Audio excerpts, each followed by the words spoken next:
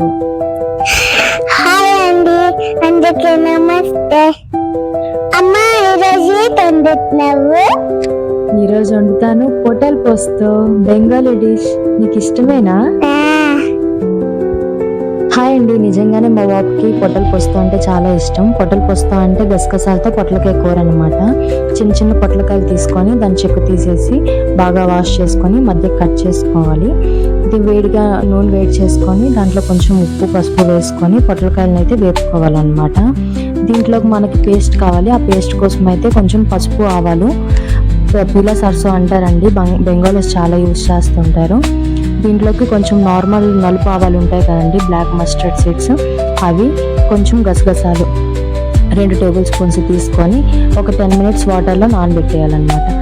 ఇంకా మిక్సీ జార్లో కొంచెం అల్లం ముక్క, ఈ నానబెట్టుకున్న ఆవాలు గసగసాలు అన్నీ వేసేసుకోవాలి. దీంట్లోనే ఒక పచ్చిమిర్చి, కారం ఎంత కావాలంటే అంత పచ్చిమిర్చి వేసుకోండి, ఎందుకంటే మనం దీంట్లో అయితే కారం యూజ్ చేయము. దీన్ని పేస్ట్ చేసుకొని పక్కన ఉంచుకోవాలి. నెక్స్ట్ అదే కడాయిలో కొంచెం కాలోంజీ అంటారు కదా, కాలోంజీ ఇంకా ఎండుమిరపకాయలు కొద్దిగా తాలింపు వేసుకోవాలి.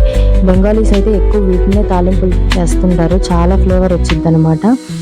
కొద్దిగా పసుపు వేసుకొని పచ్చివాసన పోయే వరకు ఉంచుకోవాలి.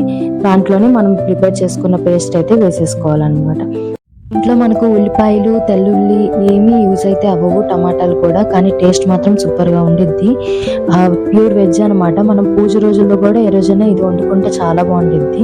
ఎక్కువ బెంగాలీస్ అయితే సింపుల్గా తక్కువ ఇంగ్రీడియంట్స్తోనే చాలా టేస్టీగా వండుతారు.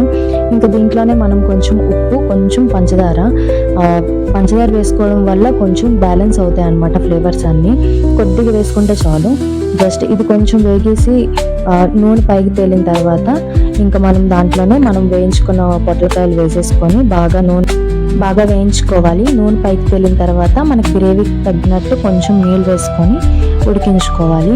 ఈ నీళ్ళు వేసుకున్న తర్వాత కొంచెం మిరపకాయలు వేసేసుకుంటే టేస్ట్ మాత్రం తినేటప్పుడు బాగుంటాయి అన్నమాట.